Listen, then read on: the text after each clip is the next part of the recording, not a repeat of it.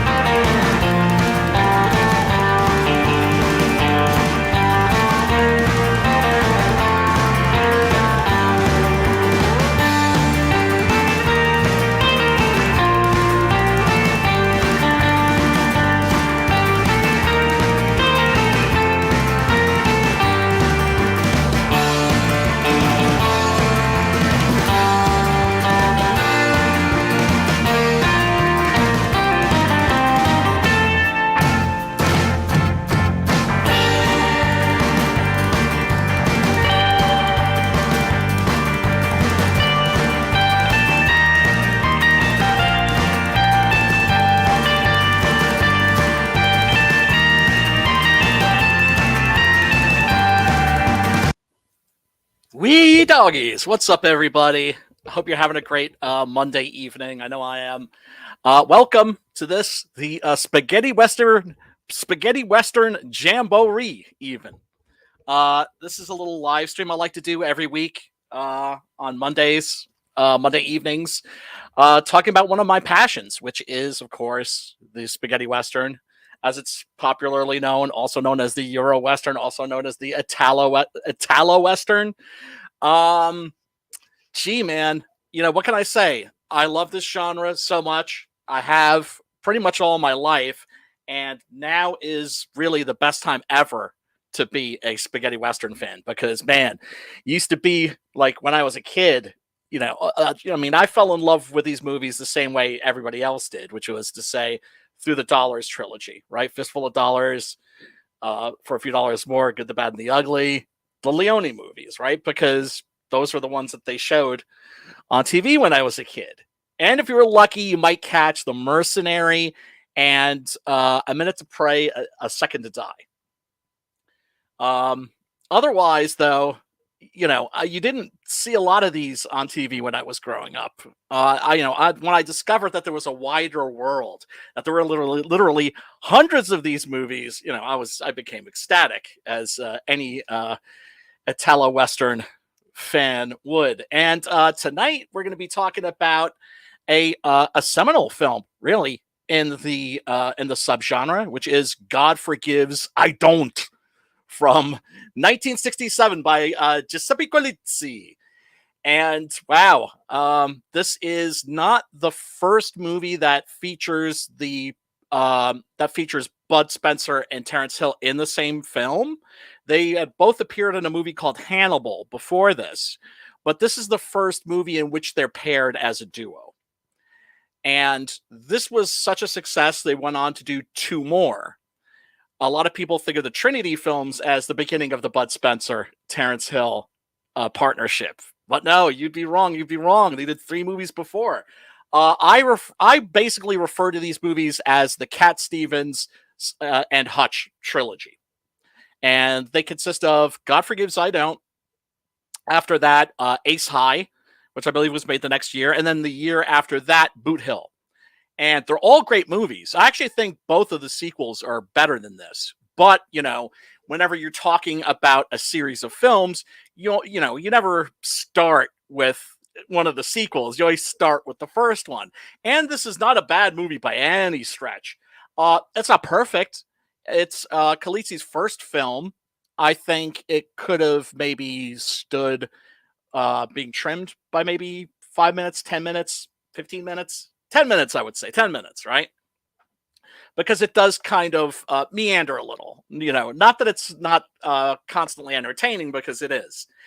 And obviously it has some great, great, great performances by our guys, Bud Spencer and Terence Hill, who, if you have never heard of them, guess what? They were, for a time, pretty much the biggest movie stars in the world. That is to say, they were an international sensation. Pretty much ruled the world everywhere except the United States, right? And everywhere else, they were just, box office gold. And Spencer and Hill went on to do, I think a total of 18 movies together. How crazy is that? 18 films. That's a very, very long and storied partnership. Hey, Patrick, what's up? Thank you so much for hanging out. Yeah, if you can tell, my background is looking a little Spartan. Sorry about that, folks. I am in the process of packing stuff up, getting ready to sell this place and move. And that involves a lot of packing. And so I've been inhaling a lot of dust this past week.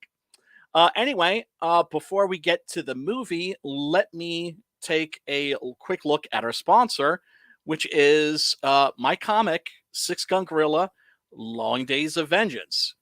If you haven't seen it, go check it out. The link should be below in the description. Let me bring that up.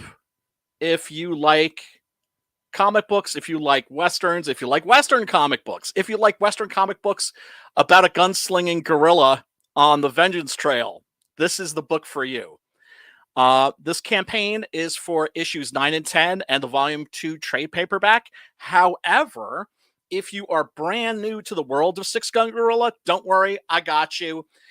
You can buy the previous trade paperback, which collects issues 1 through 6, or you can get issues 1 through 8 as floppies.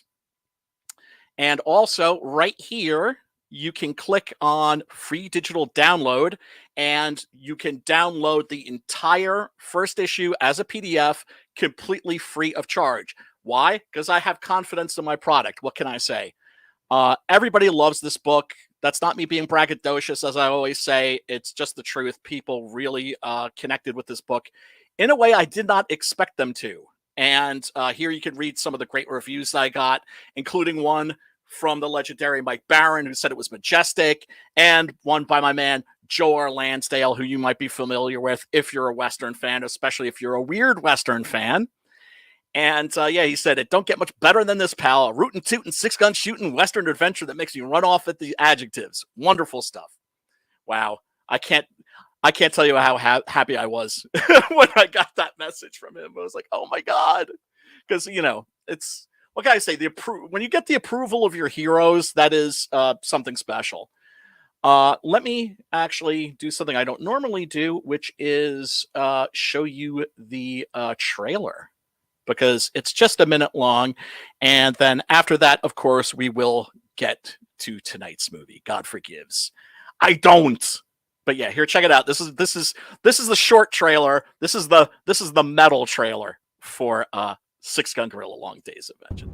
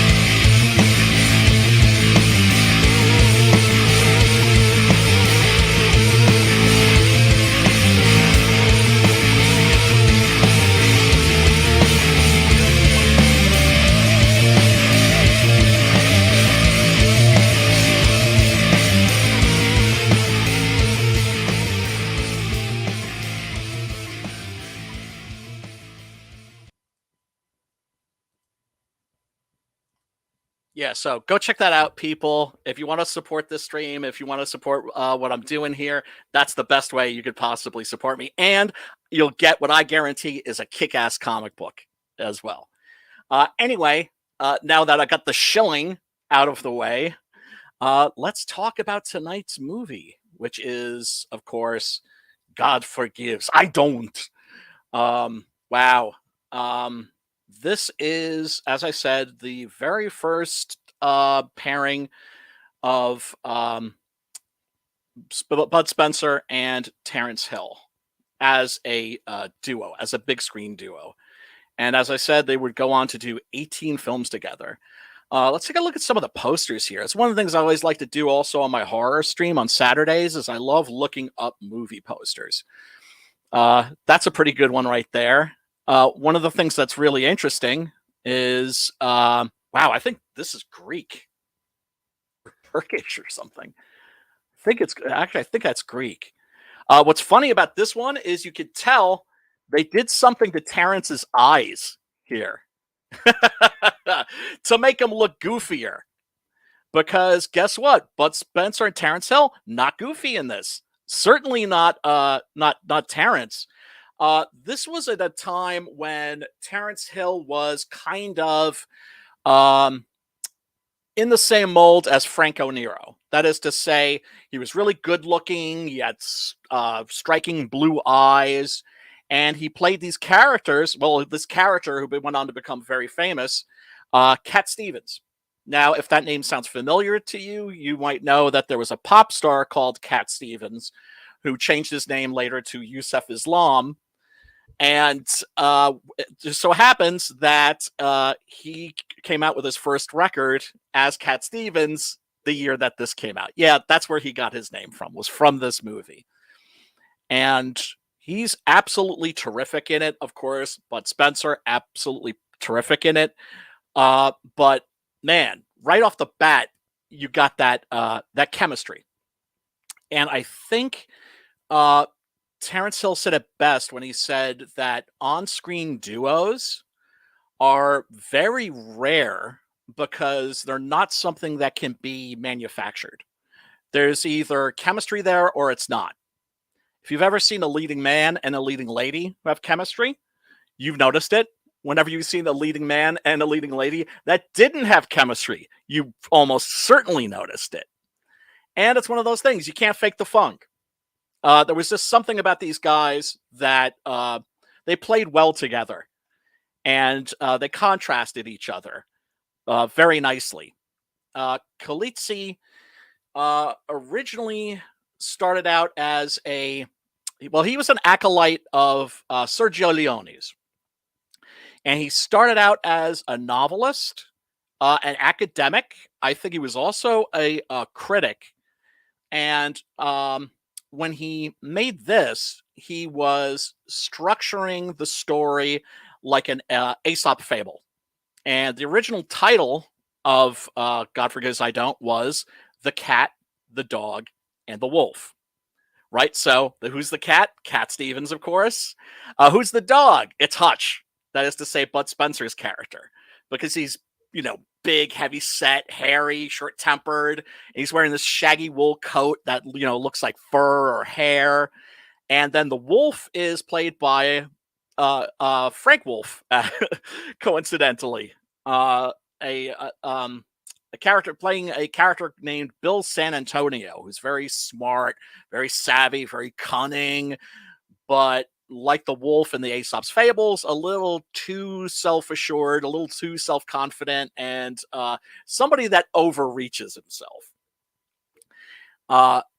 If you're expecting your usual Bud Spencer Terence Hill movie, this is not it.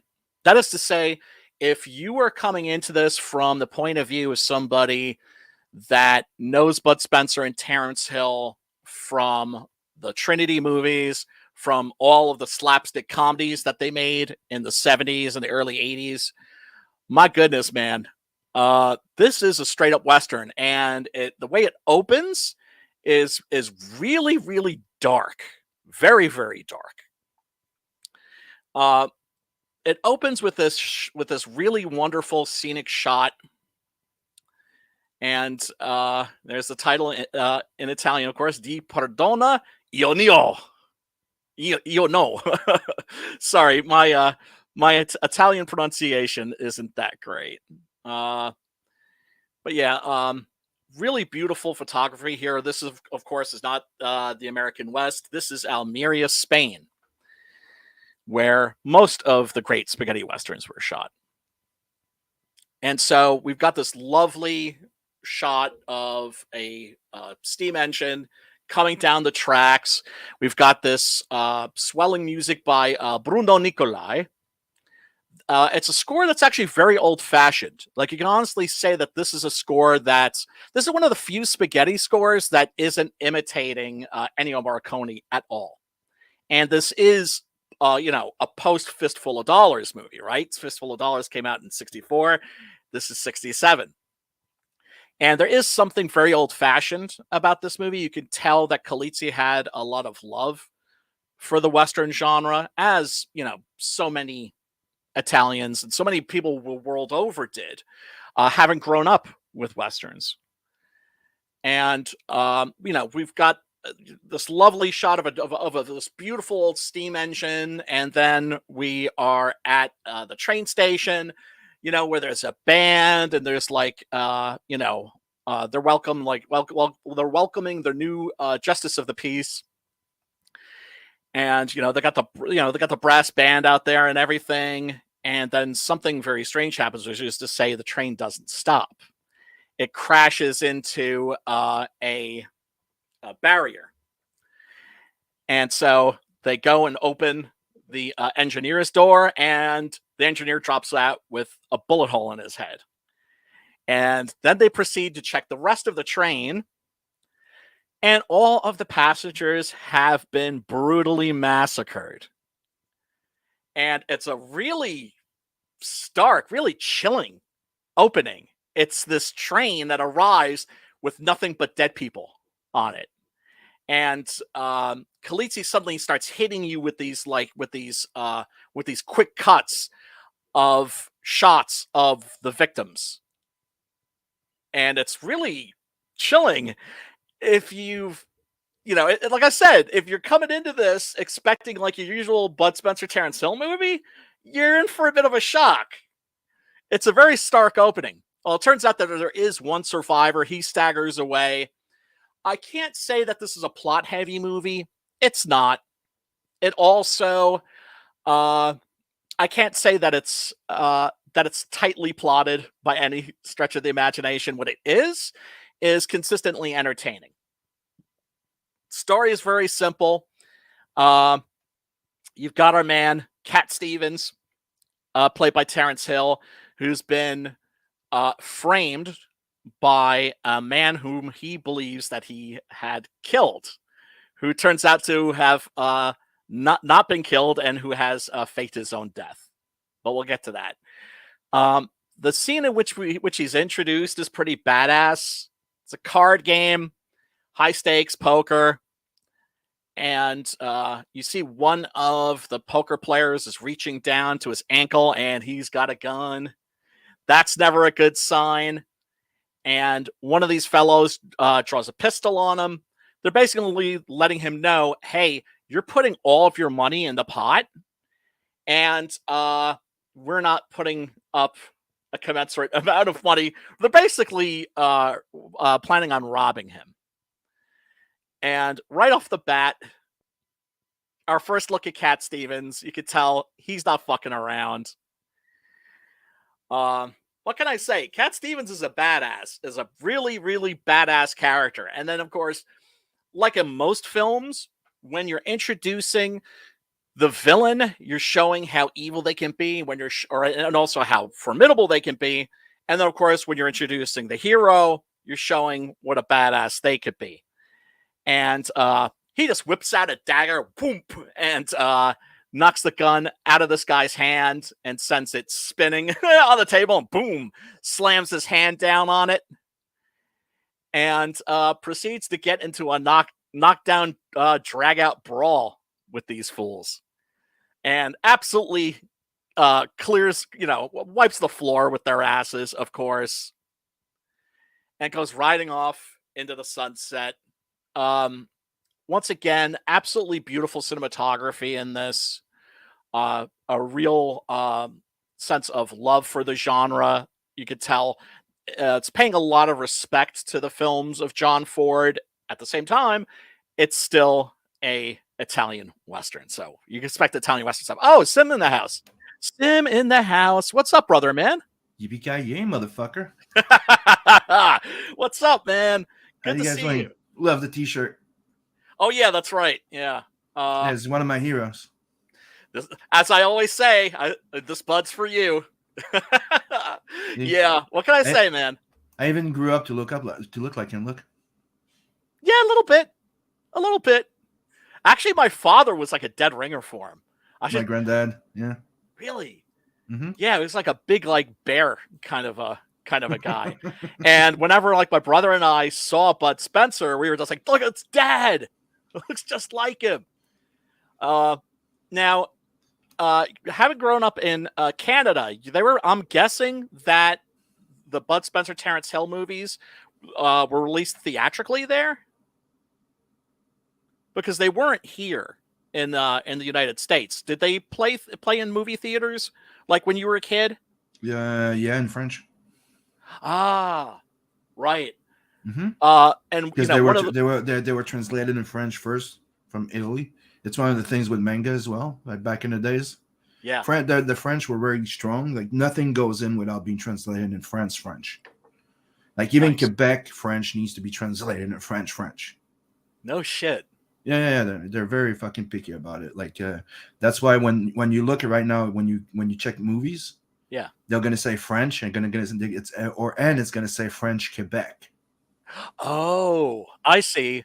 Kind of Because like the French, like I keep telling you guys, like the French from Quebec, it's like comparing American English to British English. Right, like American. So it's American the exact to Queen's same English. difference. It's the exact same difference. So it's more colloquial, it's more everything, and to them we're more Americanized. Right, kind of like also you have We're you really have strong into cowboys like you guys. Yeah. But like it also makes you think of like the difference between Castilian Spanish and Latin American Spanish. But if you look, like even the trope of the Mountie, right? Yes. He's just a police cowboy. Like that the entire like lore and everything about the Mountie they were technically cowboys, except they were working for the state. So yeah. Right. Yeah. Dudley Do Right, of course, the most famous Mountie here. Like they were the original. Like they always get their men. Like they won't quit like until they get their men. Like. Oh, they won't. No, they'll never get me. How do you know? But I've been running from the guy for like 25 years, and in comes the guy. Yep.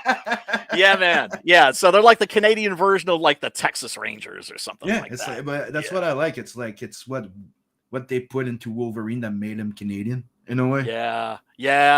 I didn't even think about the old sense of honor of being a Mountie type of thing. Like you never quit. Like you'll beat the motherfucker down. If you don't kill him, finish him off, he's gonna get back up and go after you again.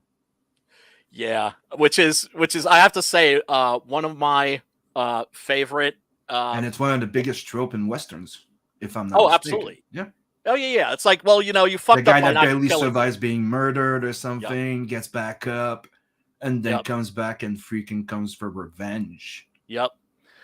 Did you ever read that Punisher Wolverine crossover that Garth Ennis did, where I think they fight like an army of dwarves or something? It's just completely nuts. It's Garth Ennis Punisher, right? And at the end, the Punisher just like parks a steamroller on Wolverine. Yeah, because he's just like, yeah, that should buy me some time. Pretty much. Castle, I'm gonna get you for this. Oh man, funny shit, man. It's like I always like that move from Thor. Yeah, the immovable hammer.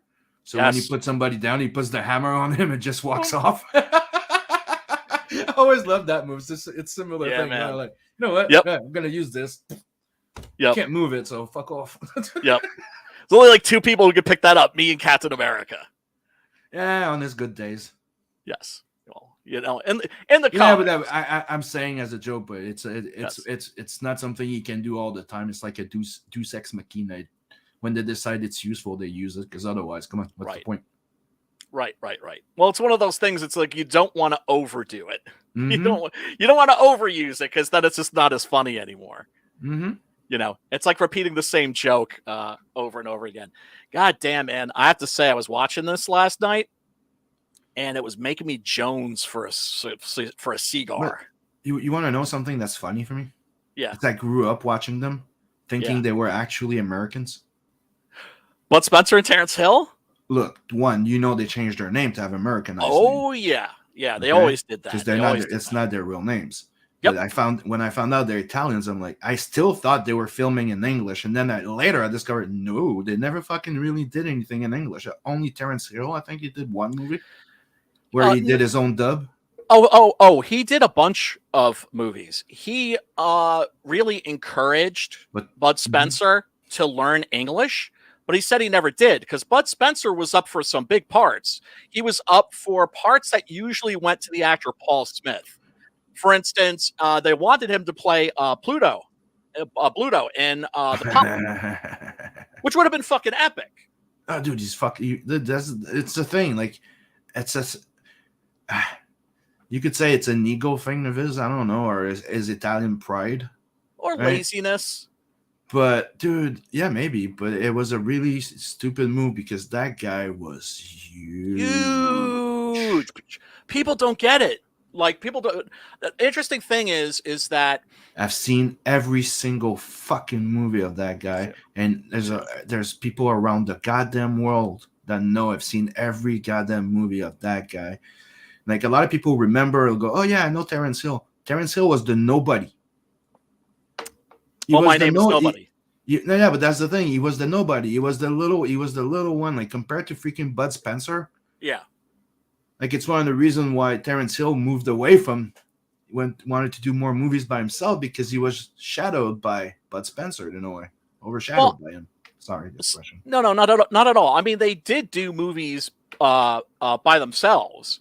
Yeah, but they started by themselves. Then they did together. They were a great team, but then they split up for a little while, and then it was a big deal that they came back to do another freaking movie together, and it was fucking awesome. Yeah, well, that was they were a magic duo. They were like the new Laurel and Hardy. That's how they used to call them, because they could play serious roles and they could play like spoofs. It was comedy. Yep. The interesting thing about, like, the name changes, I always thought, like, for instance, Giuliano Jama, for instance, he was like Montgomery something, like Montgomery Smith. They always had American names for the star and for the director too, right? For instance, Giuseppe Colizzi, in this he's called Frank Kramer. I always thought that they were changing the names to fool American audiences, but they weren't. They were actually changing the names to fool Italian audiences. Yeah. The idea was to have a more marketable name. Like, I even considered changing the writing of my last name, Pletier, in the beginning, but everybody just calls me Sim, so I went with Sim. Like, ever since I've been in comic, everybody's a Sim. Hey, here's Sim. I'll go, well, I'm not gonna argue with the fact that people call me Sim. Right. That's just what people call you. That's pretty much your name now, And you hope it's not a-hole or scumbag. It's also the name of my business. Like, did I ever tell you that story? Because for here, I need to have a French and English name, right? Right. So I need to pick a name that can say in French and English. So I went like, okay, I'll go by Sim. She goes, but you can't just have Sim without a meaning. I'm like, okay, I'll put the art of Sim. She goes, but you still like, because I can translate Sim to art of Sim to all the Sim, right? Right. And they're like, you can just pick a name and you can put a second name. I'm like, okay, fine. So put art of Sim. I'm going to use Sim. And she goes, what does it stand for? Sequential Illustration Master. And you should have seen her face just when, like, did you just come up with that on the fly? Yep, I did, ma'am. Damn, rapier sharp wit. God damn, man. That's freaking awesome. Oh man. Frankie, what up, Frankie? Frankie, of course, a guy who knows his Italian movies and Italian culture. He says Terrence lives in Boston. Dude, Oh, that would be if I cool. walked down the street and I saw him, like I would be starstruck. Like he's like one of the people that if I met him in real life, I'd be like, you know, holy shit. And dude is like in his late 80s. He just still looks good. It's like what the fuck? That guy never ages, man. And yeah, he did some American movies. Did quite a few actually. Not big ones. He did a solo movie called Super Cop that was released. Oh no, I'm sorry, not Super Cop, Super Fuzz. Have Mm-hmm. you ever seen that? Yep. Awesome movie by directed by the guy who did Django. I did. Actually, I'm telling you, I watched all their movies. I was a big fan of both of them. Still am. Still Yeah. am. I got all that shit. So, some of those are pretty hard to watch, like the Sheriff and the Satellite Kid. Yeah. That one's a little. That's To me, I mean, Bud Spencer is like my uncle. Like I'm telling you, like my granddad. yeah. Like the technically, yeah. Okay, I'll just say granddad. I'm not gonna get into details. But No, that it's he good. was technically a Bud Spencer type. Right. You know what I mean? Like big, Yeah, like a big bear. lovable bear. Like Yeah. like very good with kids, Yeah. but not a big talker. Right. But yeah, and that's the type of like the type of man I wanted to grow up to be. That's why I made the joke before. And Bud Spencer is the type of guy I look up to, and it's weird. Most of my like best friends in life end up being like Terence Hills. No shit. Though you have the talker. Like I'm not the Yes. big talker in a place. Like Right. I can talk. Can you get me into like a discussion? Yeah, but I'm not the guy that's gonna keep a conversation going in a room all the goddamn time. Right. Right. You know what I mean? Yeah. It's Yeah. like Yeah. yeah. It's just weird how like it's like that joke they made in what's the Shaun of the Dead. Mm-hmm. The fact that the funny part is with life and experience, when you notice shit, there's a reason why there's those stereotypes, right? It's because the stereotypes are actually real. They can vary to certain degrees and shit like that. But you find a pack of friend. Well, you always have that guy, that stoner guy. You have that. Yeah. I know the scene you're talking about. Yup. No, it's very true. It's very true. Also, I think that when you're a kid, the thing that you love about Bud Spencer is the fact that he is like this big cartoon character. Yeah, but, and I love the fact that he's always been like, he's the guy that doesn't want to, like, he doesn't want trouble. That's the thing. Is that the main thing with him is that you have him that's like, he just wants to be left alone, and he doesn't want to fight. Yes. Right? Yes. But he ain't no fucking pussy. No. So when he has enough, he gets up, and I like the fact that it's by freaking piff paff, like full hand fucking slap, bitch slap. Like he barely fucking punches. It's just. Oh man. And then you have Terence Hill. That's the guy. That's the antagonist. He's the one that's gonna look for trouble, get in fucking shit, and gets him in trouble. Yup. Yeah. I mean, they had a formula. Thing. Yeah. Yep. They had a formula. And then some people I hear dissing on Terence Hill basically saying that he was just like nothing without Bud Spencer. And I'm like, bullshit. There was a special synergy there. I think because when you look at their movies that they did solo, they're perfectly fine solo. It's just together. They just complemented each other in a really great way. And when I tell people that they were like the biggest movie stars in the world at that time, they're like, well, I never even heard of them. I'm like, that's because they were like the biggest movie stars in the world, except for the United States.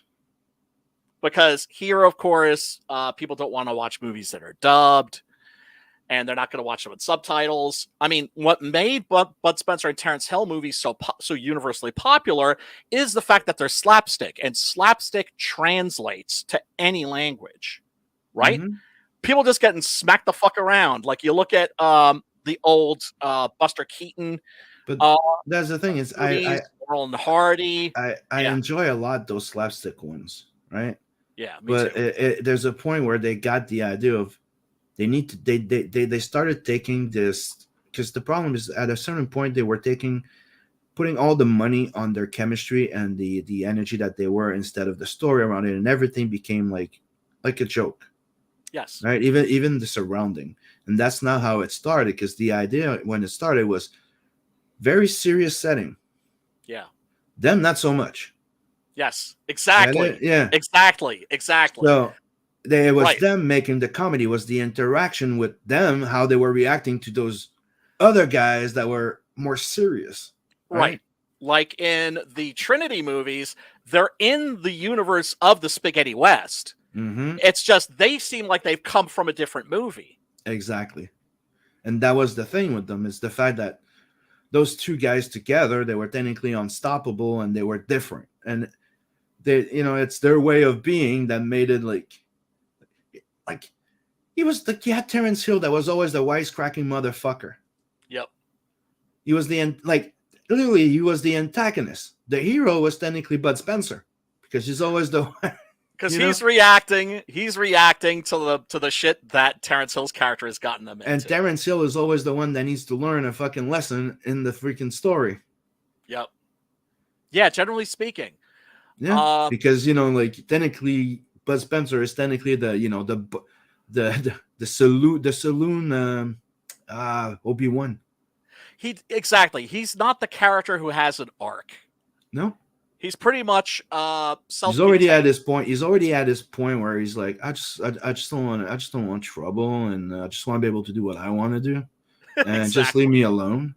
Yep. And you're gonna go at him. And he always applies the same thing of turning the other cheek. Like, that's one of the things I always like.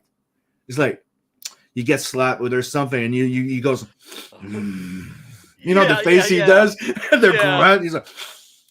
Yeah, dudes are like laying into him, like boom, boom, boom, boom, boom. I'm gonna give you one last chance.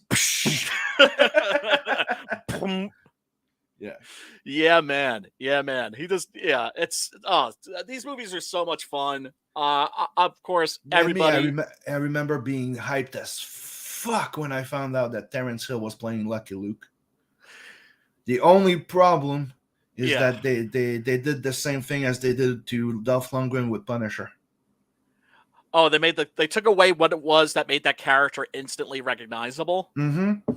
Yeah, I hate that. You didn't have the clothing. You didn't even the hat was wrong. You didn't even have the fucking handkerchief. Is that what you call it? No, the to hide your face, like the burglar thing.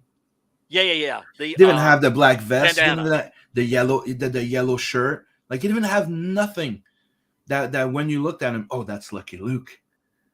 Exactly. And I'm sorry, they did him so fucking wrong, because the movie would have been so bad. Like, it's stupid. It's not a bad movie. It's just shitty because it's not Lucky Luke. It's called Lucky Luke, and he looks exactly like that in that movie. Right. It's kind of like you said, with the Dolph Lundgren Punisher movie. It's like, would it have killed them to put a fucking skull on his chest? I know, right? Like, I'm sorry, but even there, like, just do that, and people, because it breaks the immersion of it, because it's not the character you're watching. It's like, I'm supposed to be watching Punisher. Like, hey, here's Superman, but we're not gonna put the Superman on his chest. Exactly. Thank you. Yeah, it's so stupid, but that's because we're just gonna leave it on the belt. They're like, fucker.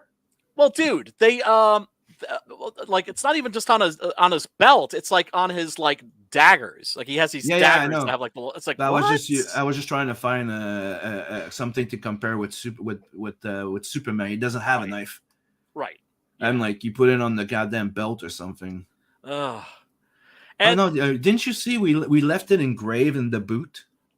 You're right. On the sole. Yeah. Right. It's just like, yeah, whatever. But he's got skull buckles on his boot. Right. Some stupid shit like that. Yeah. And even they've always had a problem with that skull. Even with Punisher Warzone, which has the best Punisher ever, right? Ray Stevens. Yep. Even there, like, the skull is muted because the director just like wanted to get rid of the skull. She thought it was stupid. That's the reason?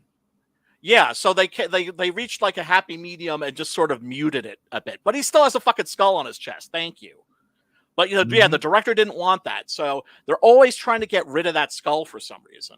I guess because they think it looks silly or it looks too comic booky. But It's too hardcore, and to me, it's more about what it represent more than anything else. Well, I love this scene. The skull represents death, and that's what it's supposed to be. He's the guy. There's this great scene in the Daredevil versus the Punisher series that Eric Latham did. Eric Latham, the guy who wrote and illustrated Straight Bullets. Mm-hmm. He did this mini series that was like Daredevil versus the Punisher, and it was terrific.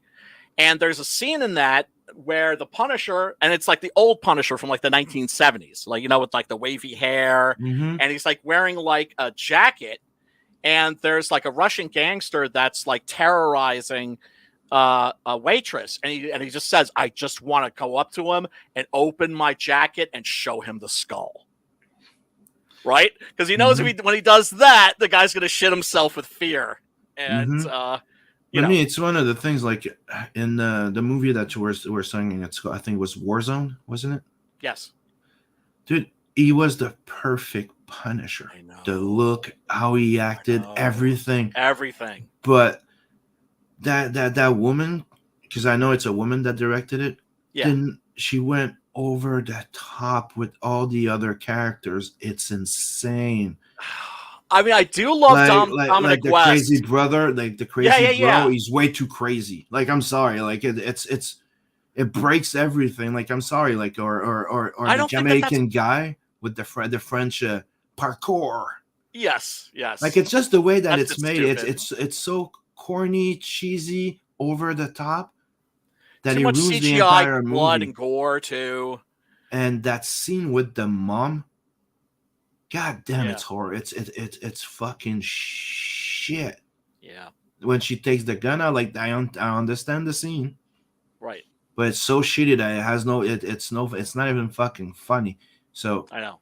I blame everything on the director, to be quite honest, because I think that the story wise, there was something solid in there. Oh, for sure. But it has to me, it's the rendering and everything at the end, and I think that he was done wrong, because we should already be at the third movie with that motherfucker. But let's be honest here, like we should, like, he was fucking awesome. Like the setting, the casting was pretty goddamn sweet. Even though I think usually she's a better actress. Like, I'm not even taking a hit at the actress. Right. I'm just saying usually she sells she's good in what she plays. But in that scene, no, it's like she got forced to do a scene she didn't want to do. You know what I mean? That's how it feels on that porch scene. Right. Yeah. It's pretty bad. Frankie says, I don't know if he still goes back and forth to Italy and Boston. I got friends in Boston. I have to ask them if they've ever seen Terence Hill walking down the street. Oh my God, I'd shit myself. He's also half German. Yeah, actually.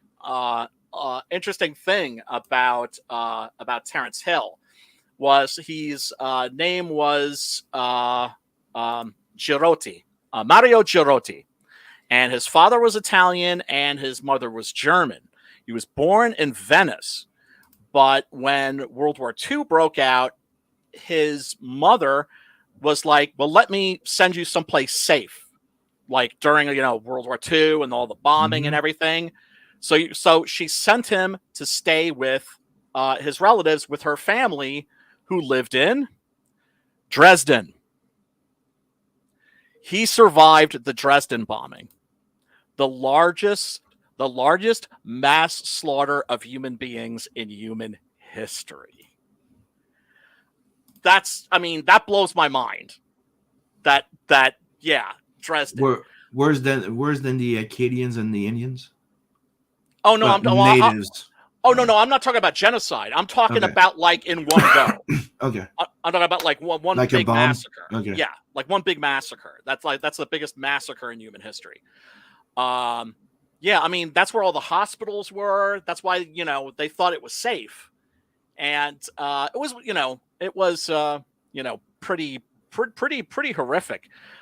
Giuliano Gema actually had a bomb go off in his face. That is to say, he was like a little kid and he was like running around in the fields and he came across an unexploded American bomb. and it went off in his face. And son of a bitch, it left a scar on his cheek, and it just made him like more handsome. Just like motherfucker, man. But yeah, as for Bud Spencer, he was born Carlo Pedersoli, and he was an Olympic swimmer from Naples, Napoli.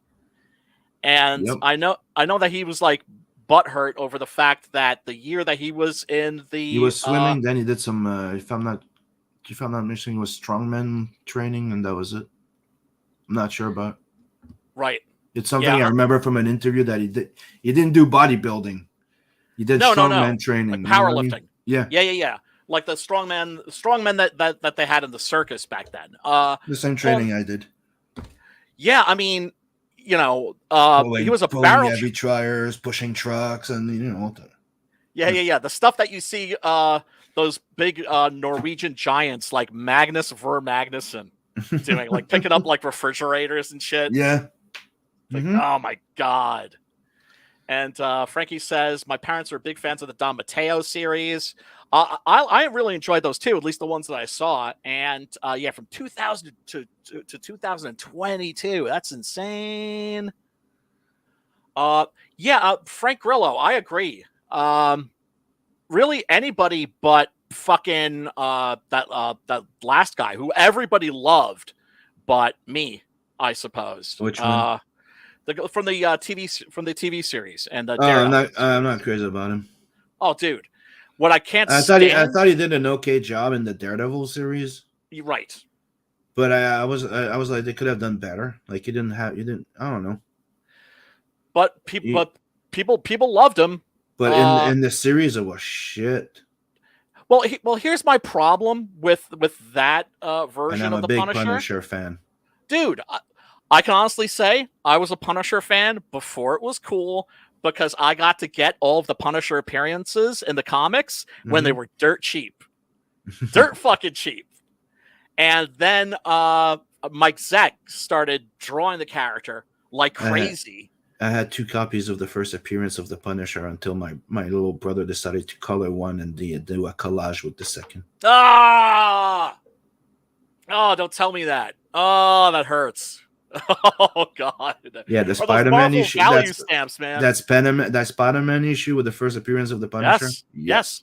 I had that. Yeah, I had. I remember reading that as a kid. Like my brother had it, and what immediately caught me about the character was the fact that he was dressed like a supervillain, but he wasn't wearing a mask. And that told me that he gave 0 fucks. Yeah, I love the black on white. The white on black costume. Like I thought it was just so like awesome. Awesome. And he's black and white. There's no gray area. It's black and white. Nope. And he's not. And he's wearing. If you make it on this list because you did something bad enough that you deserve to fucking die, and there's no changing that guy's mind. No, definitely not. Once he's got it in his mind to get you, that's your ass. But I remember thinking like that was crazy that he was wearing like a supervillain costume because he started out as a Spider-Man villain. A lot of people don't know that. But he wasn't wearing a mask. So it was just like he didn't care if people knew who he was. Which basically meant that he was that guy 24 hours a day, 7 days a week. Like I remember people complaining about I forget his name right now, but the guy that played Punisher before Warzone. Oh, Thomas Jane. A lot of people complain about him. He was didn't look too much of a tough guy, but dude, kind of a pretty boy. I think he played him. He did a great job playing him, and way better cast than Berthol. Way. Yeah, no, my problem with Bernthal's performance is that he is like a jock's idea of the Punisher. And the Punisher is supposed to be a cold-blooded killer. Whereas Bernthal's all, the only thing I don't like from that movie, the Punisher movie. Yeah. I don't like the change they did, how they, instead of being an accident, it's a murder of his entire fucking family and running over his. Thought that was fucking stupid. Yeah. Other than that, it's fucking awesome. Yeah, I really like it. The director's cut's even better. It I would know, have I've been seen great. it. It would have been great if they had shot that intro sequence where we get where it's established that he's a badass, right? Because when the Well, movie yeah, when they opens, cover he's a like bit an of the FBI military. agent. It's like Yeah. what? Yeah. But No. but yeah, to me, part of the character's origin was always really important. Was that that it was random, that it was just wrong place, wrong time. And Uh, that people didn't do shit. yes, yes, and that there was no justice, and that he was because he waits for the legal system to do its thing, and it doesn't do anything, and he snaps. And even if they know exactly where it is or nothing, Yep. people got paid, people got shut up because of corruption. Yeah. Yep. And they try But to kill him again, and then that's how it goes to Punisher mode. yes, yes. I mean, look, I always thought that the best director for a Punisher movie would have been John Woo. To me, that is what a Punisher movie should be like. It should be like a Hong Kong bullet ballet. But I don't know that we're ever going to get I don't know. a really good Punisher movie. If right now, I would probably try and give it to somebody like I don't know, Robert Rodriguez. Yeah, I mean, I don't know. I'm just I don't action wise and tone wise, I think like there's not many that I think right now would do a Punisher right. I'm sorry, like no, I agree with you. Yeah, it's I've given up any hope of ever getting like a proper Punisher movie or a TV series. A TV series would be great, but they don't believe in doing done in one stories because that would be a perfect character for done in ones, right? But everything has to be about continuity and all that crap, I mean, they did some done in one. I've been saying it for a long time that the biggest problem with Marvel and DC is that they should do in miniseries instead of just always ongoing everything. I agree, and I don't understand why there isn't like a Batman TV series. Okay, we got a story that's gonna take 25 issues, so let's go. And then there's like, oh, okay, we got a miniseries right here. Right. Yeah, no, that'd be great. And shit. I mean, I would love, like a TV Batman. Fucking what's his face would be perfect for that. I'm blanking on his name all of a sudden. He was in Accident Man, which was a adaptation of a Pat Mills comic book, actually. Yeah, it's just blanking on his name. I'm there. Sorry, my kid came in and talked at the same time, so I didn't want to. Oh, it's okay. Just so you don't think that I just left. Oh, it's okay. Scott Adkins, that's what I'm thinking of. Scott Adkins would be fucking perfect for like a TV Batman. Fuck I mean, how you. great? No. How great? How great would fuck you? No. Oh, okay. No. Okay. No, because he has to play Vincent. Fuck you. If he's doing one character, he's doing fucking Vincent. Because the guy's a great actor. He looks like Ben Affleck. Mm-hmm. Right? But I wonder if he could actually do the fucking fight scenes. How great would it be to see? Would it be great? But he has a fucking big accent. Can he hide it? I don't know. Frankie's right. Like the people that do the John Wick movies would do a great Punisher movie. I mean, I didn't like the first one. The first John Wick didn't do anything for me, and then a friend of mine, convinced me to watch 2. And I loved it, and and I thought 3 was great. I haven't seen 4, but like 2 and 3 they're like proper like Hong Kong style action films. Great, awesome fight choreography, great shootouts, all that shit. Also, I like the fact that they were doing some world building that it got more and more fantastic, more pulpy, more comic booky, right? That like you've got the secret organization that like that seems to be everywhere. Right, where the homeless guy is an assassin, or he's linked to that underworld of assassins. All that shit I thought was really quite wonderful. It had a bit of that James Bond feel. Yeah, for sure. He goes to address a suit store. Yes, and it's it's armor, and you can get guns. You're like, that's fucking awesome. Yes. Yeah. So, I mean, I actually really enjoyed those. But yeah, I agree. They would do a great Punisher movie for sure. But I doubt we will ever actually fucking get that. sad to say. Sim, or the guys that did Deadpool. I liked Deadpool. I wasn't crazy about it the way a lot of people were. But then again, I've never been really crazy about that character. But the way they respected that character, I think for they sure. could do, and I think they would also do a good yeah, I mean, well, so what was the question you were gonna ask? I don't know. Oh, I was gonna ask. Have you seen this movie? God Forgives, I Don't, or have you seen any of the original Cat Stevens Hutch trilogy?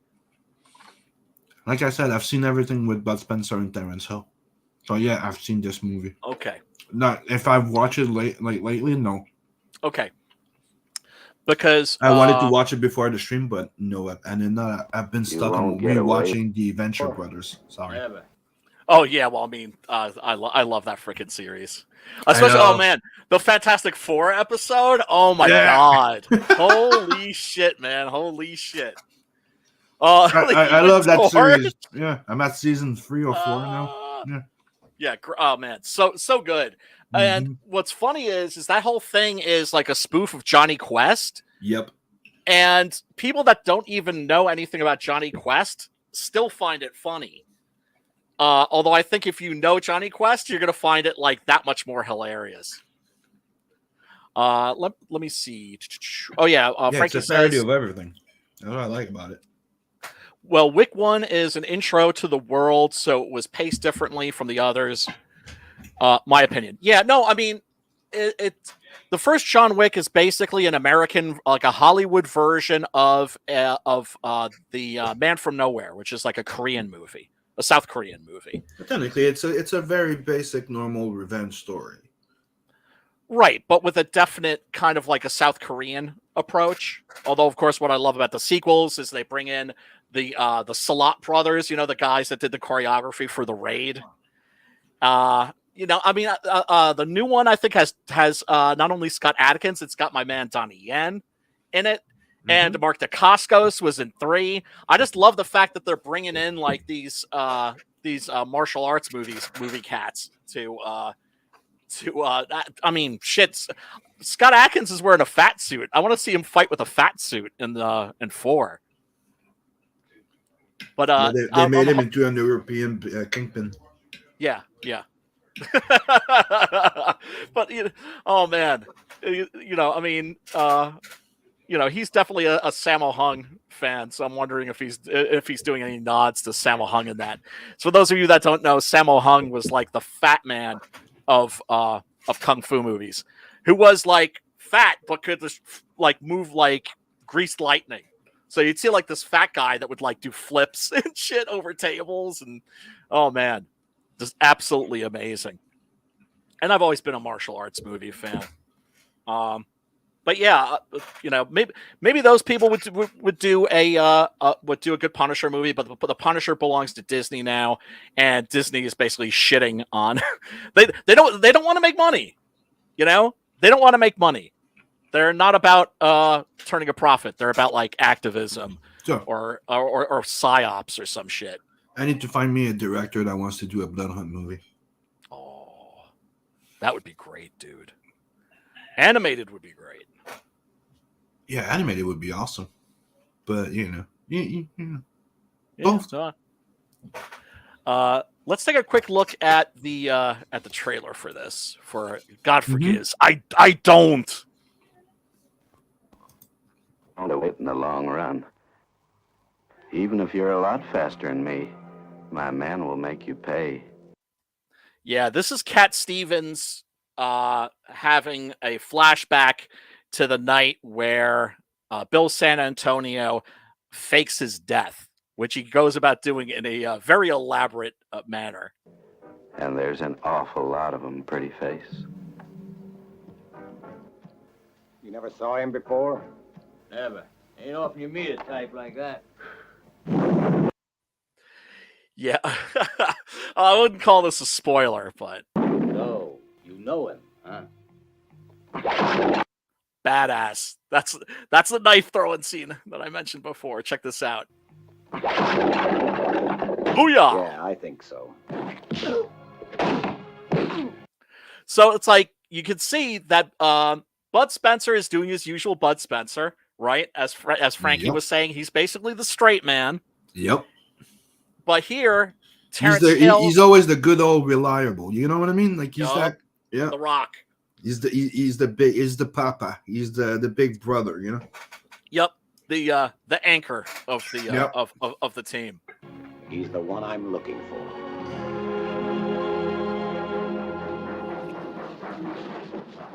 A week ago, the MK&T train was robbed. And another thing I think is great to mention about these movies back then. Yeah. Back when you had actors that didn't speak languages. Yes. It was fun because the fun part is they had their assigned actors, voice actors. They never fucking changed. Bud Spencer's guy was Bud Spencer's guy, Terence Hill. So nobody actually thought that they thought that they spoke language because they never changed. Right. They were always consistent. And whenever I've seen an actor that's dubbed by a different voice actor, I'm like, wait a second, that's not his voice, even though I know it's not the actor's original voice. Because it's the same thing here. Like, like it's always the same actor that's going to do the voice of Bruce Willis. You know what I mean? Yep.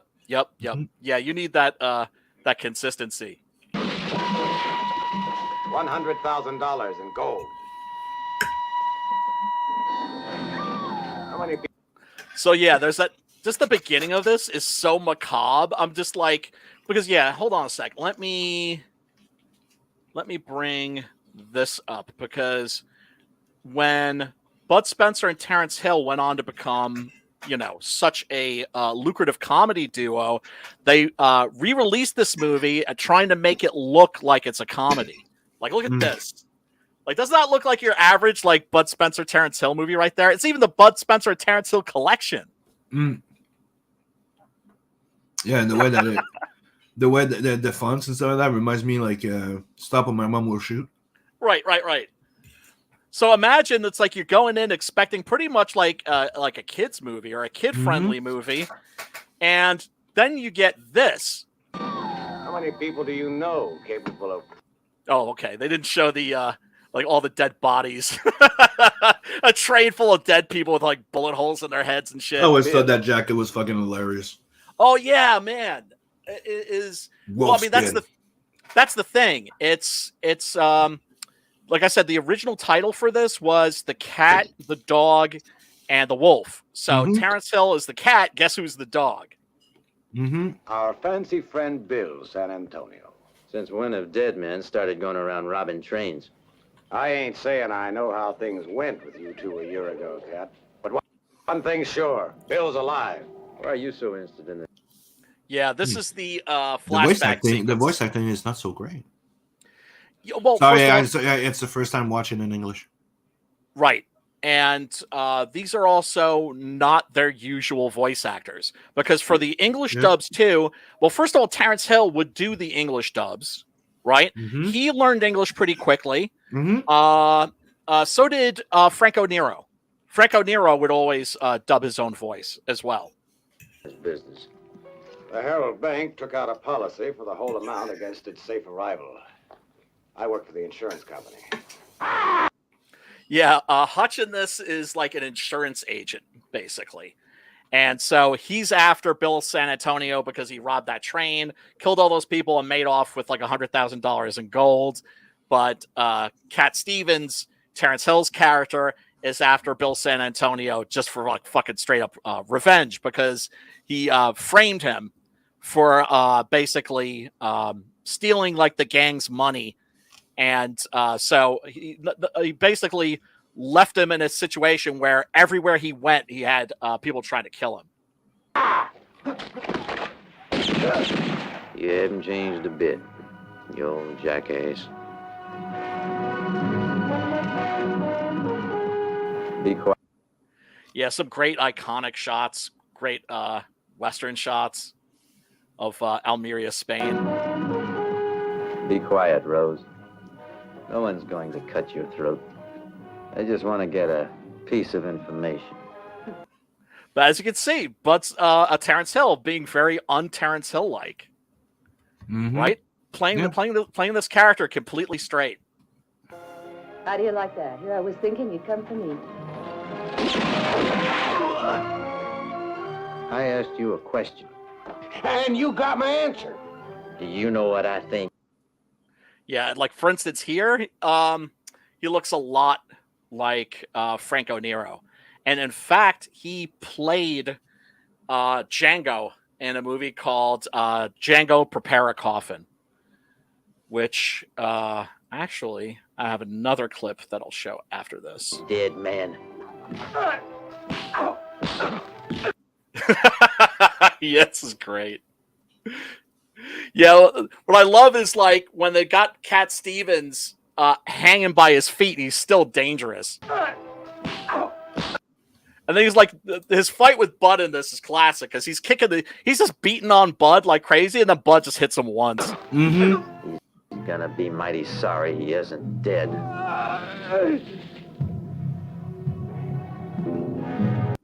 Bud getting burned with like a fucking red hot iron.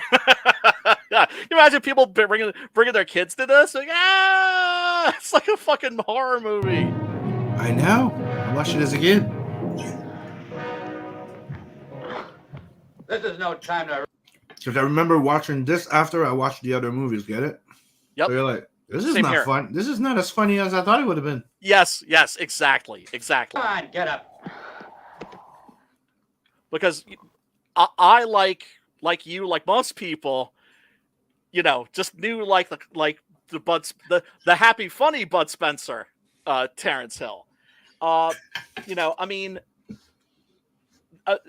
these three movies, they are very much buddy movies, but they're not slapstick comedies. They're still proper spaghetti westerns.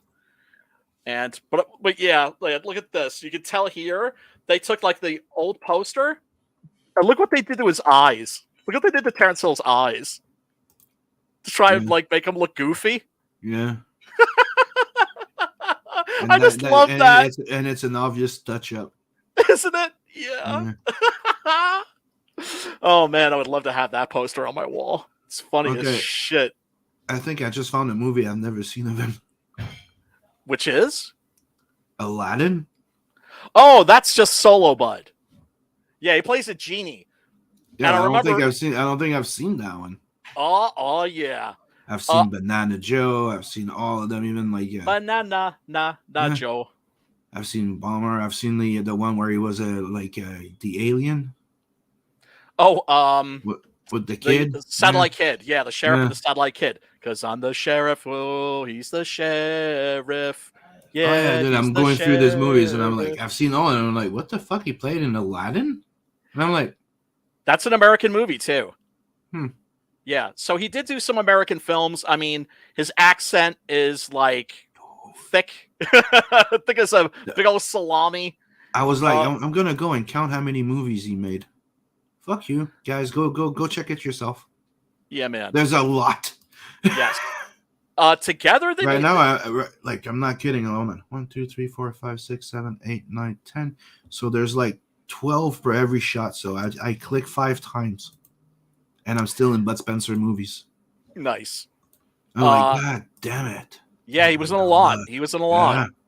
And so was Terence Hill. Yeah. They did 18 movies together, which is, when you think of it, that's insane. That's a lot of movies. Mm-hmm. But of course, they were very much in demand.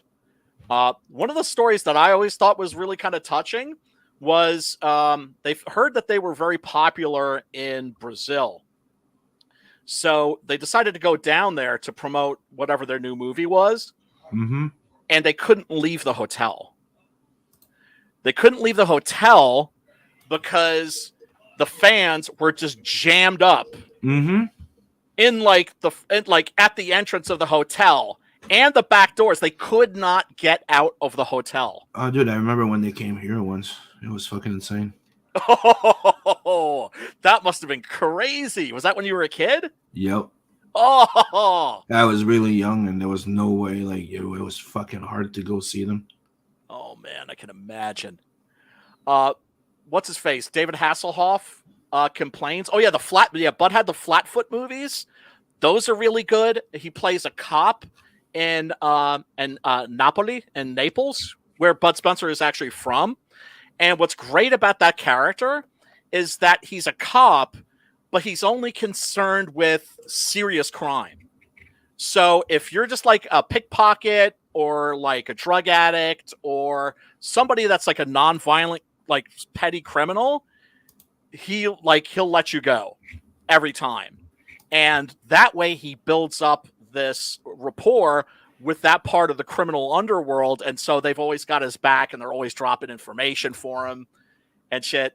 Flatfoot in Africa is really good. And then I think there's Flatfoot in Egypt and then Flatfoot in Hong Kong. Those movies are great. If you haven't seen the Flatfoot series, definitely check those out. Flatfoot in Africa. Yeah, I remember the Double Trouble was fucking awesome. Yeah, that's awesome.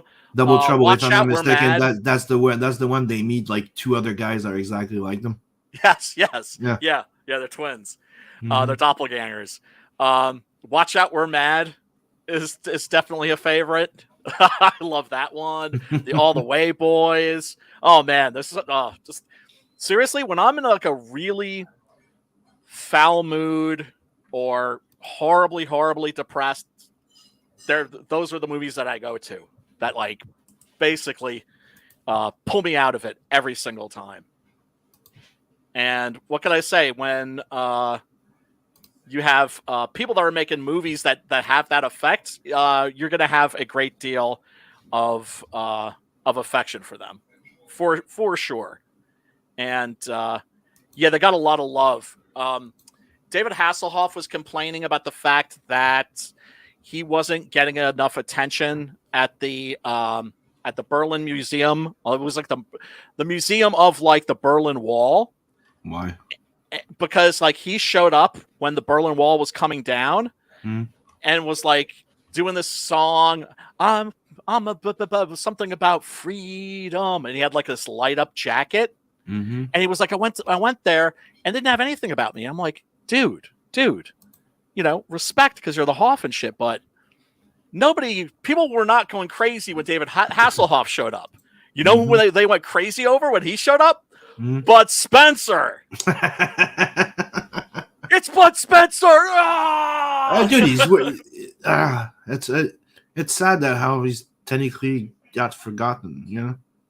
Oh, he'll never be forgotten. Forgotten. Yeah, in America, but I mean, the Americans never even really knew who he was, right?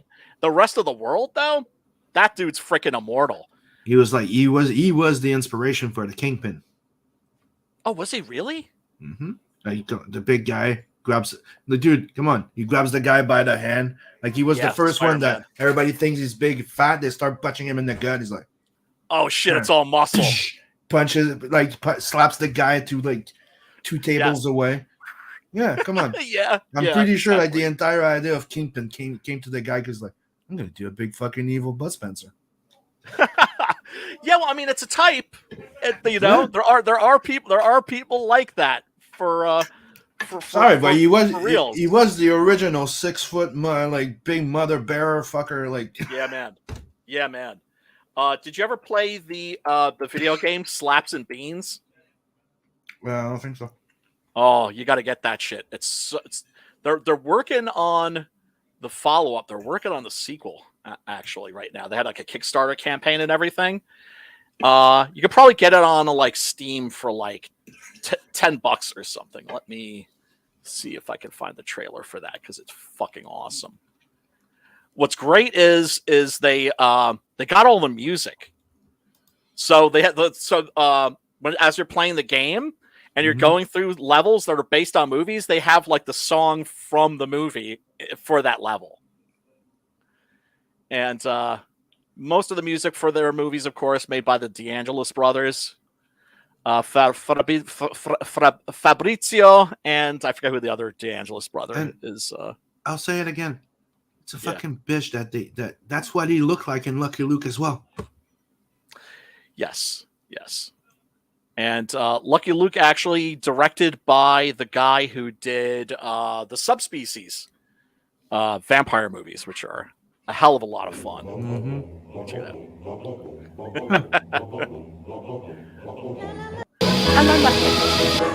La la la la la la la la la.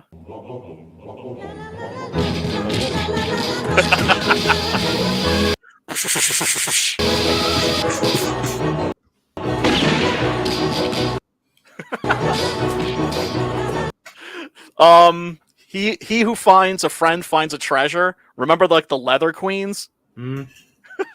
Yeah. Not one of their better movies.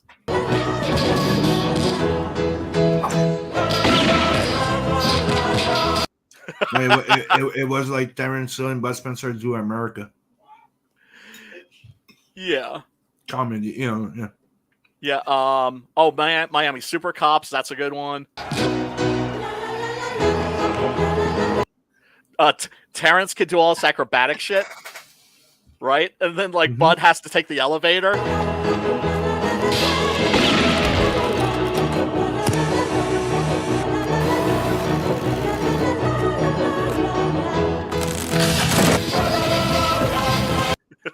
That's a great one right there.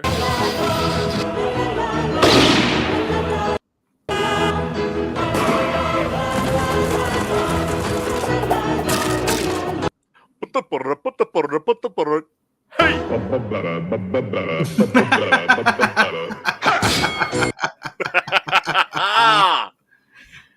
How fucking awesome is that, man?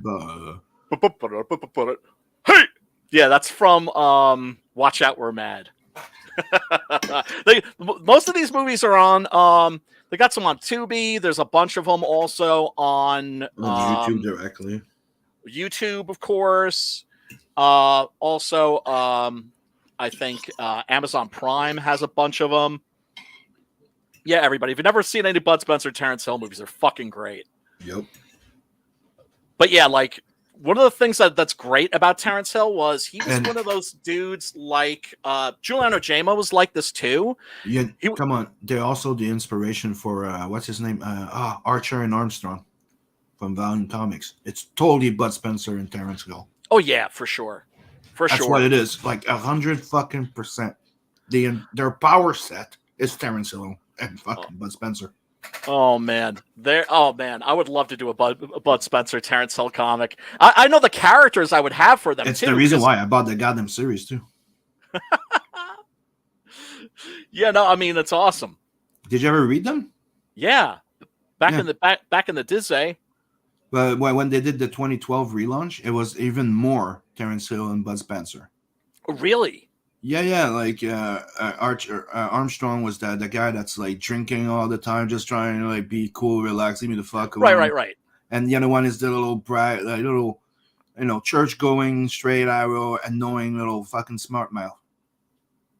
So always gets in fucking trouble, and the other one's an immortal. So he just yeah. It's literally Bud Spencer and Terence Hill in comic book. Oh, that's fucking amazing. Yeah, I mean, because I think I've read the early ones. I think I read the early ones, but not the. I never got into the early ones. That's why I make sure to tell you like the 2012 relaunch. Like, dude, I bought almost the full series. Oh, I gotta get that shit until 2016. Yeah. I definitely need to check that out. Then there was a movie called The Nice Guys with Russell Crowe and Ryan Gosling. And I haven't seen that yet, but supposedly that's very Spencer and Hill inspired. Like there was like somebody like in the audience at a press junket or something like that, and one of them said, "Bud Spencer, Terence Hill," and what's his face? Russell Crowe like pointed to the guy in the audience. Is like, "Yep, like you got it." I haven't seen that though, but yeah. Keeping the spirit alive. Oh yeah, a lot of recognizable spaghetti actors in this. There's this guy, Louis Barbu. That's this guy right here. You might also, if you've ever seen Conan the Barbarian, the 1982 movie with Schwarzenegger. He plays Conan's slave master, the guy who puts him in the gladiator pit. And he always had like this really, he was always making these funny faces. He's also in a lot of Jess Franco movies. But yeah, let me see if I can find a little piece of footage here of Terence Hill pulling off some of his trademark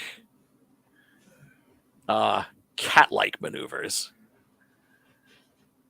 I mean, it's it's not subtle that Cat Stevens is a very cat-like character.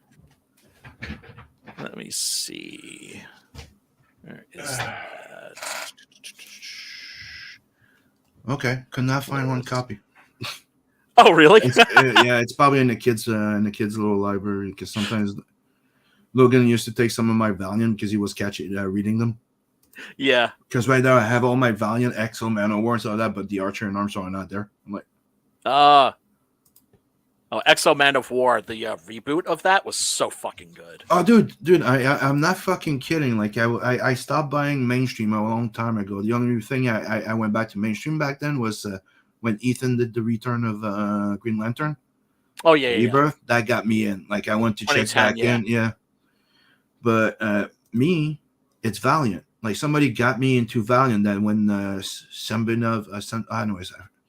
guy with a weird name, fucking awesome guy though.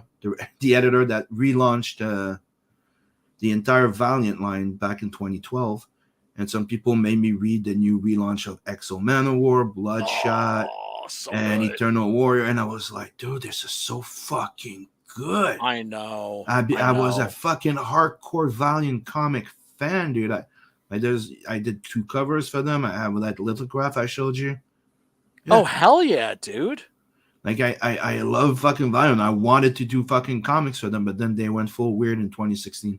Yeah, they sure did. But the thing that people don't know also is that there was a sleazy takeover of the company, and Danish, because it's only their last name I can remember how to pronounce, but Danish was the guy that started it all, and there was a power grab, like multiple companies had shares, and they were all owned by Sony. Oh, that sucks. And that's how Sony got control of everything. Oh, because they saw it as an IP farm. Yep. Right, because it's just like, well, we want the Valiant universe. Yep. Right. So that's why they got screwed over. That we got the Bat of the Sun, Ninjak versus Valiant, and that for some reason nobody can really see as much anymore. And a very shitty Bloodshot movie. Because I'm sorry, it was. I never watched that. I never even bothered. It's a fun watch, but it's like it's just Vin Diesel. You get my drift? Yeah. Like, I mean, it could have been very fucking cool, but they didn't. I don't know. It seemed to me, just the impression that I had. I didn't see it, so I can't pass judgment on it. It's like Ghost in the Shell. If you know Ghost in the Shell, the movie or the manga, you know the entire premise. It's the puppet master. It's an AI that becomes sentient and can hack anybody. It's not about the ex-lover of fucking, Right. It's like, it's not, it's, in other words, it's like, it could even be good for what it is, but it's not that original thing. Exactly. Yeah. Yeah. It's like a completely different story, different So character. you would have made something else. Like it's more in the line of, there's another anime that was similar to this, that the actual story of, oh, we were rebellious and we got arrested, and then they turned one into a good guy and one into a bad guy. It's another manga. It's a total other manga that right now it's anyways. Ghost in the Shell is not Ghost in the Shell, and that's the same thing that I feel with the other movie. No, that's a good analogy. Yeah, I mean, the impression that I got from just what I saw of like the Bloodshot trailer and everything was that it seemed like it was the IP was in the hands of people that didn't know what it was or didn't know what to do with it. But technically, it's Fast and the Furious. But if Vin Diesel had superpowers, oh god, yeah, I mean, because they don't really have instead of being the Secret Service that he works for, right, it's another Secret Service where they have like military amputees with special prosthetic that gives them powers. Right. So it has nothing to do with the comic book. Right. You know what I mean? Like, yeah. And that is a cool premise, but then call it something else. mm-hmm. I don't, but once again, but then it's, they need the IP.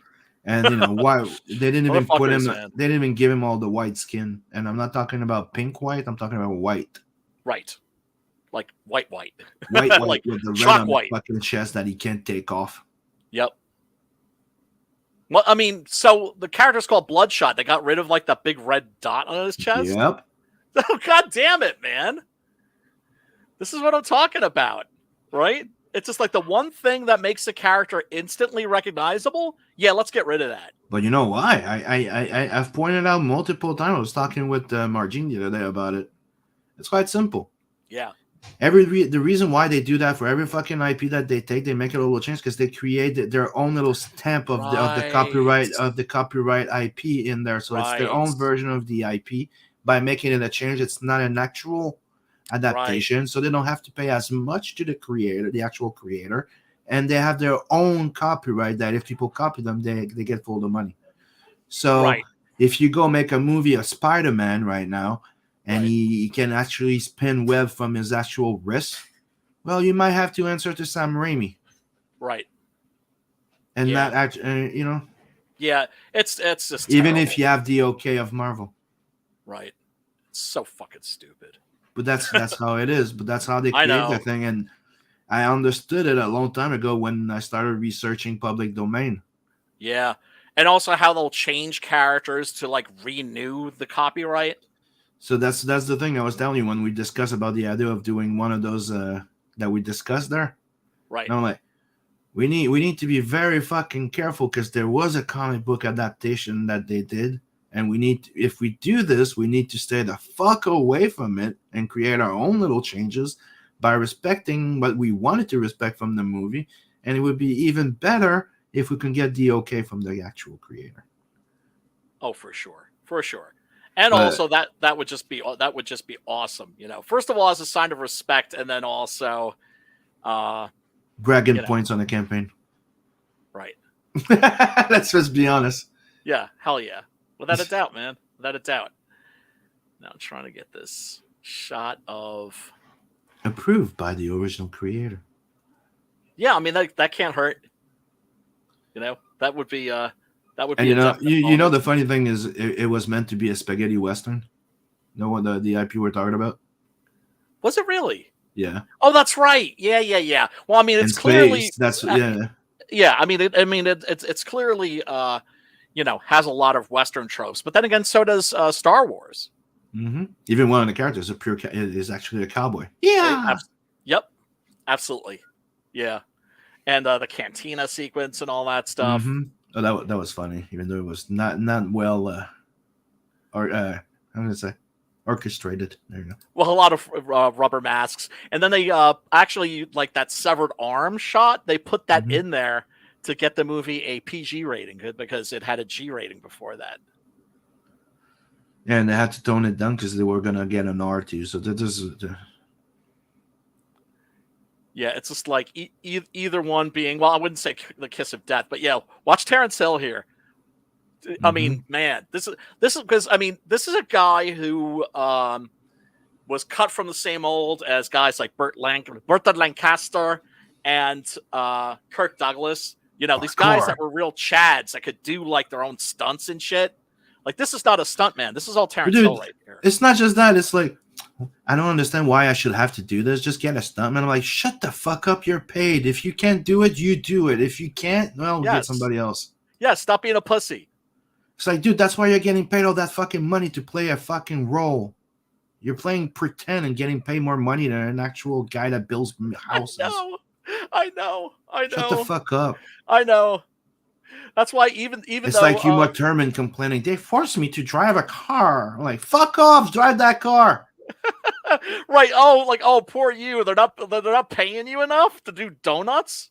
It's like shut up. Yeah, that shit's crazy. I can never understand that. And this is why also you don't have to do this. Well, you don't have to be acting neither. There's a lot of people that want your spot. Move the fuck along. Exactly.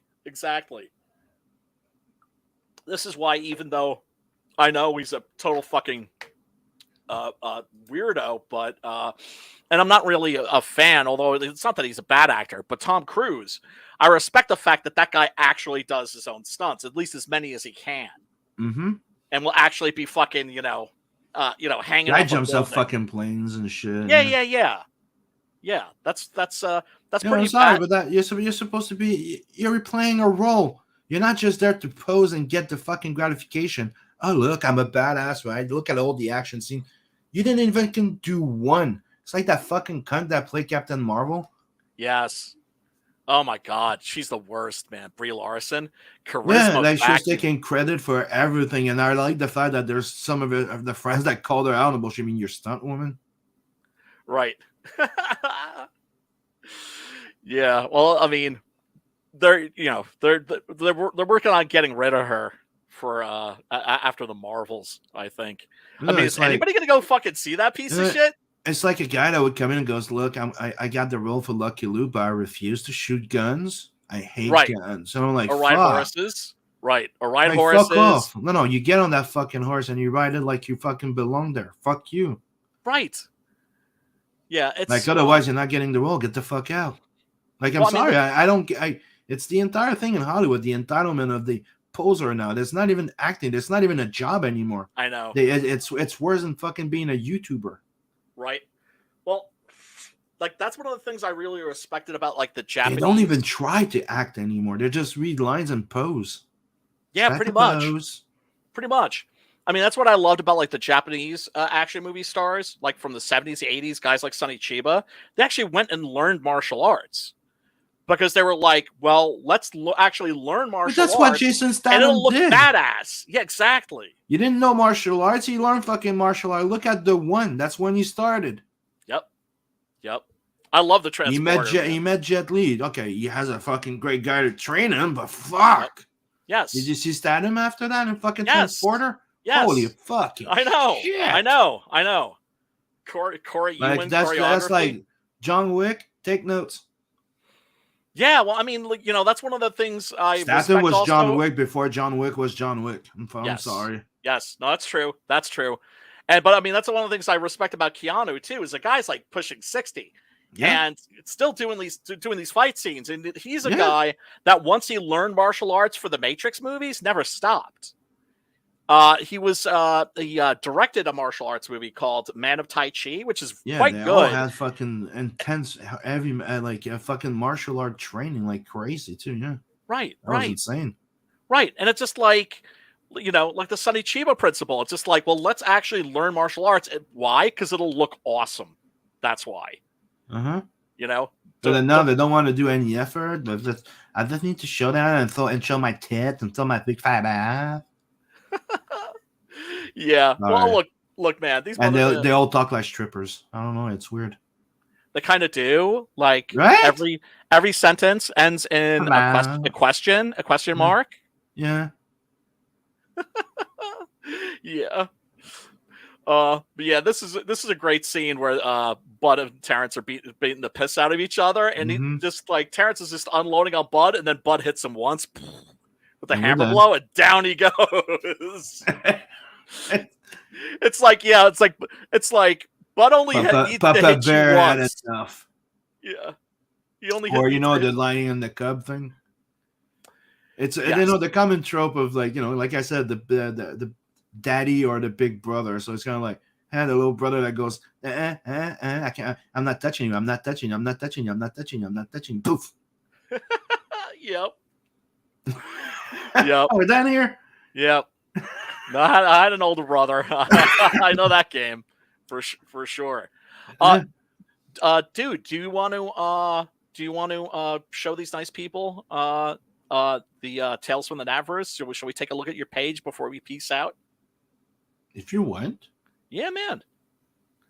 So everybody, go check out God Forgives, I Don't. Link is below in the description where you can watch the movie 100% for free with commercials, but not so many that'll make you just say fuck it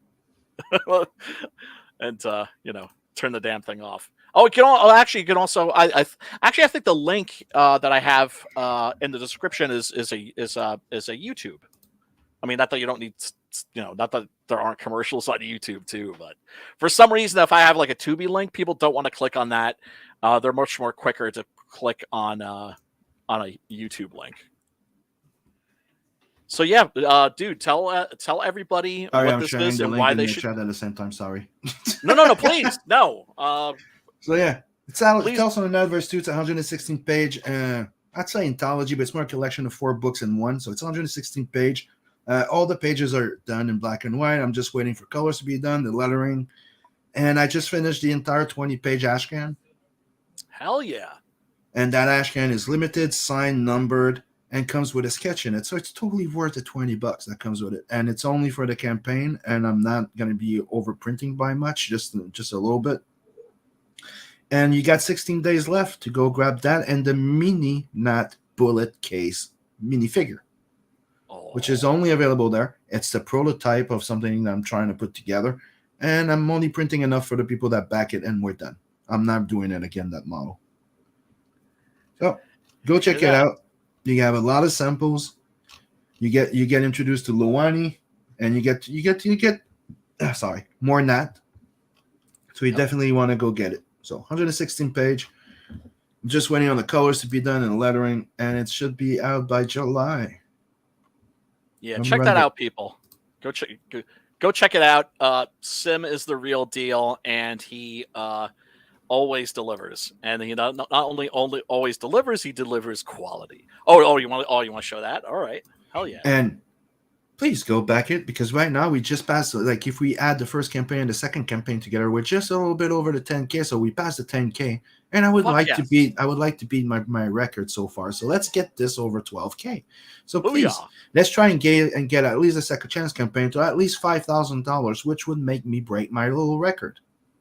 Hell yeah, man! Which would be greatly appreciated. And with the raise in pricing and shipping and stuff like that, I would really appreciate to make a little bit of money on this one. Ouch! I hear that, man. I hear that. I went from making money to not making money with the raising of everything. You're like, fuck. It's brutal. It's brutal out there, man. Well, yeah, the color printing went up crazy. The black and white stayed in the same way. That's why I've been thinking of maybe taking a bit more adventure with black and white soon. And also, of course, shipping's gone up. I mean, once we're about to go to war with China. I guess once that happens, then the prices are going to go even higher. Well, not just that. Let's just say the Inkslayer crew is growing, and yes, it is. The more we grow, the more that's not going to be as much of a problem anymore. Yeah, man. Because right now, we can do like from between 15 to 18 between the U.S. and Canada, because we all help each other by shipping and fulfillment. Fuck yeah. It's one of the things but we're going to be checking into another avenue. Like, that's why I'm testing the print on demand for Bloodhound #1. So if you go on the InkSlayerEntertainment.com right now, we have the first book over there that's print on demand, and the quality is pretty solid. I showed Brian, I showed it on stream before, so don't hesitate, go check it out. And I can also offer it for $15.99 US. Yep. And you get quality, and you get a nice thick book. Do you know what I'm saying? You're not getting like a little like 24 page pamphlet. But that's what we're trying not to do. And the Inkslayer project is back on track, and the idea is to try and have it ready to go to launch by the end of the year, so it can be out by next year. And the idea is to have multiple little floppies in there with all different IPs from everybody that's in the Inkslayer. Hell yeah! So and of course, it's like heavy metal with no ads. Yeah. How cool is that? And heavy metal that's actually heavy metal, as opposed to like the Mark Waid, Alex DeCampi version. And of course, folks, you're looking at the latest Inkslayer, the latest member of the Inkslayer crew. Very with me, Scotsman, Preston, and Beacon. Yeah, man. Yeah, man. Very, very proud to be to join in. To be joining these fine gentlemen and great creators. Frankie's like, come along with me in my buggy. Yeah, oh dude, in the game Slaps and Beans, there's a mini game where you're like driving around like in a little stock car, like trying to like win the buggy, and you hear that song playing. It's fucking awesome. Okay, want me to run the trailer? Yeah, hell yeah, dude. Hello, my name is Sim, and welcome to the Netverse.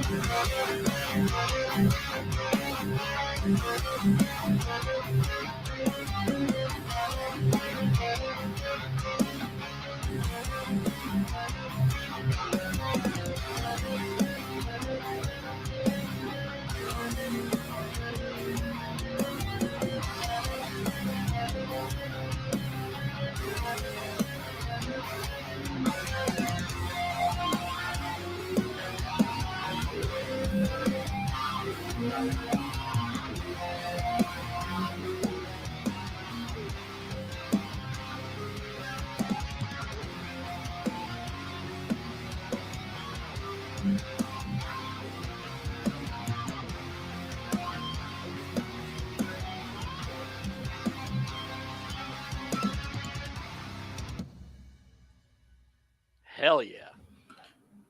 And right Fucking now, awesome. the first 200 backers of the physical book gets a sketch card with their book. So it's kind of like getting free shipping. I don't understand why people are complaining about my shipping. I don't know why. Oh man, sketch cards are the shit, man. I love those. I mean, getting an original piece of art with your book, I don't think you could beat that. I don't think you could Nope. beat that. That's the fucking coolest thing. And to me, doing a sketch card is not that long, and to me, it's kind of my way of saying thank you and compensating for people paying for that, shipping, and the people from Canada paying for that. Yeah, because we do not like having to charge people, like, in some countries, like $28 for shipping. I got charged anywhere between 20 to 35, dude. Oh man, yeah. Every time I freaking back a book from it's always between 20 to 35. And we're right next door. And we're right next door too. That's the thing that's really fucking bullshit. Hashtag blame 9/11. Yeah. Thank you. No, it's totally true. Because anything, if you go back before there, I could go move next to you without a fucking problem. I didn't even need a fucking, immigration or anything. I just had to fucking go, hey, reserve that apartment next to you. I'm coming. Right. Yeah. Well, I mean, now basically, they're turning the world into a prison. So I told you. I told everybody a long time ago. The first crime they did is divide us, bros. Yep. Absolutely. Without a fucking doubt. I've always believed that. It was always like people were seeing America. America was the United States and Canada. It was the West. It was the entire fucking thing. Yeah, it's North America. But 9/11. Yep. No, I know. Fucked everything up. And I tried telling people back then, when we were being stripped of all our civil liberties, it's just like, like they're telling you this is temporary, but when you lose those rights, you don't get them back. No, and then you see the entire world, people turning into like, fuck them guys. Like me seeing a whole bunch of people here hating Americans and stuff like that, and because because I'm too Americans for them, they don't like me so much, and I'm like, well, fuck you, suck my dick. Oh, these fucking barriers, man. That's the shit that we need. Yeah, but it's fucking stupid. But it's retarded. That's what the entire division is. It's like, yeah, dude, it's a purpose. It's one of the things I was telling. Is like you guys laugh, some of you guys in the U.S. hate the other guy in another state because he has a different accent. I'm not, I'm joking around. Yeah. Dude, no, I'm in New York. Mm-hmm. I'm in New York. When I was living in the city, for instance, I knew people from the South that went to see speech therapists to get rid of their Southern accent. Yep. Because otherwise they get laughed at, or they do. It's the same thing with fucking. I think that they're racist, or they think they're stupid, or inbred, or some shit like that. Yeah, and here, people in Canada hate Quebec because they're French for no other reason than they're French, and it's the same exact thing on the other side, and I think it's fucking ridiculous. And this is why we need art. and why we need to knock down those borders and learn to enjoy each other's art, because that is something that transcends borders and knocks them down too. I remember I promoted something and I wrote it in French followed by English, and I tweeted it in one of the French groups of comic books in Quebec. Yeah. And one of the main comments the guy made is, why you stop translating in English? The English don't care about French. I don't like. Well, they don't care. Like it's like, well, I don't know. What the fuck's your point? They don't care. Obviously, they won't care for me. Like, obviously, they won't care if they can't understand what the fuck you're saying, you cunt. No shit. No shit. And, you know, it's like, hey, like me while I tell you to go fuck yourself. It doesn't work. Exactly. Yeah. Thank you. It just doesn't fucking work. Yeah. See, this is like, why... it's like, fuck you, but love me. Yeah. It doesn't work. Yeah. Well, you know, like I always say, like, this is why, like, I could give a rat's ass about K-pop, but the fact that it's popular here in the United States, I think is awesome. The fact that manga is popular here in the United States is awesome, right? It's just now, like, Americans need to discover stuff like French comic books, and, you know, we all need to, like, be exposed to each other's art. The world's gotten fucking so much smaller thanks to the internet. America discovered French comic books in the 60s. That's why you got all those sci-fi movies, because they ripped them all off. Yeah, and heavy metal. Yeah, and that's the thing. That's why they founded heavy metal. They got ripped off a whole fucking much. Yep. No, that's true. Yeah, that's for sure. That's for sure. All right. I guess we're gonna end the stream. And folks, want to thank you so much for hanging out with us. And don't forget to go back to Six Gun Gorilla. Yeah, and go check out Six Gun Gorilla. Link below in the description. And we will see you next week. Which movie am I going to be doing? I don't know. I'll figure it out. If you have any suggestions, you can always drop them below. Lucky Lou with Terence Hill. Yeah, yeah, but that's not a big